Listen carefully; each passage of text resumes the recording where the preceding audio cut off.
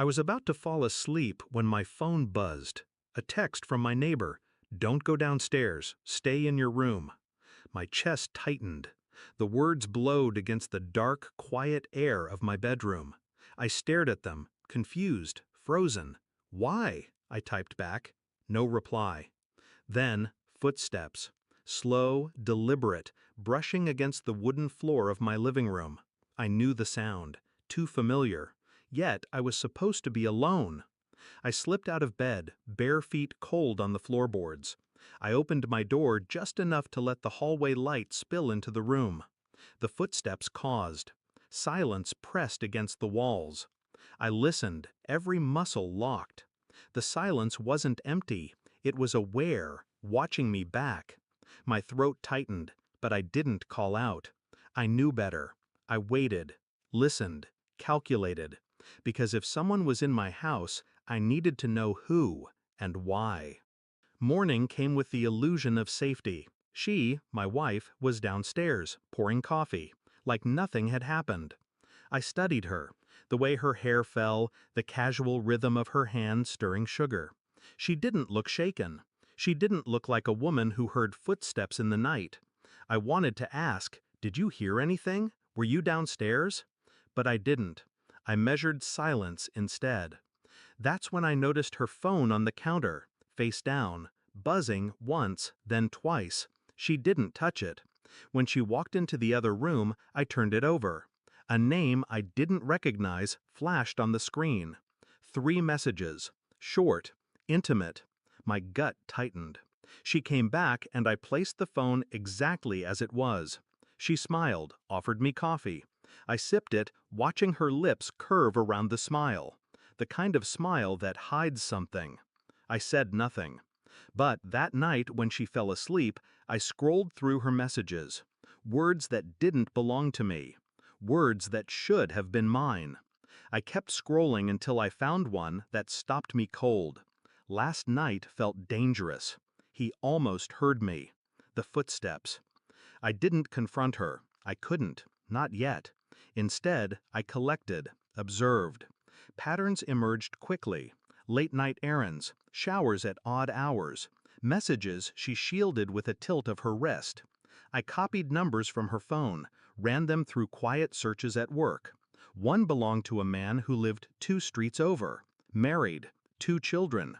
I drove past his house once, saw her car parked nearby, tucked out of view.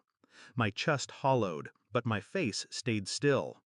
I ordered a DNA kit, not for me, but for our daughter. She had his eyes, I realized with a sick clarity I had always ignored. I sent it off in silence. Nights stretched into brittle hours. I lay next to her, her warmth a lie against my skin.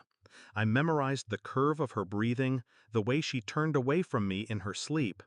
I became 2 people, the husband she thought she still controlled, and the man collecting threads to hang her with.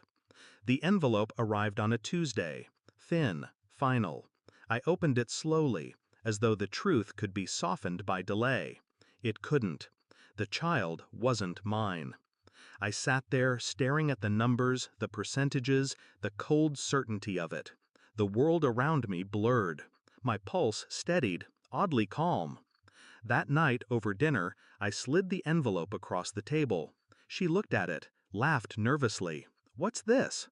"Open it." Her hands trembled as she pulled out the paper. I watched her face collapse, muscles folding in betrayal of the smile she tried to hold. She whispered, You did a test?" "Yes." The silence after that stretched long. She began to cry.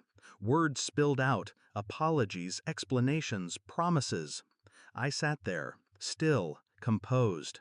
Not a tear, not a raised voice. When her sobs slowed, I leaned forward. "I know about him. The man 2 streets over. I know where you've been." Her mouth fell open. Shock. She hadn't expected precision. She hadn't expected me to be ahead of her. I slid my wedding ring onto the table, let it sit there, cold and final. "You wanted a secret life," I said softly. "Now you can have it. Entirely." Her face broke. She reached for me, but I pushed my chair back. Calm, detached. I won't ruin you, not publicly. That would be mercy compared to what's coming. She froze. The silence. The waiting. The wondering how much I've told, how much I've kept. I stood. Left her with her tears, her guilt, and the certainty that her mask had shattered. I didn't move out immediately. That was part of it. I stayed, slept in the same bed, ate at the same table. Silence was the weapon.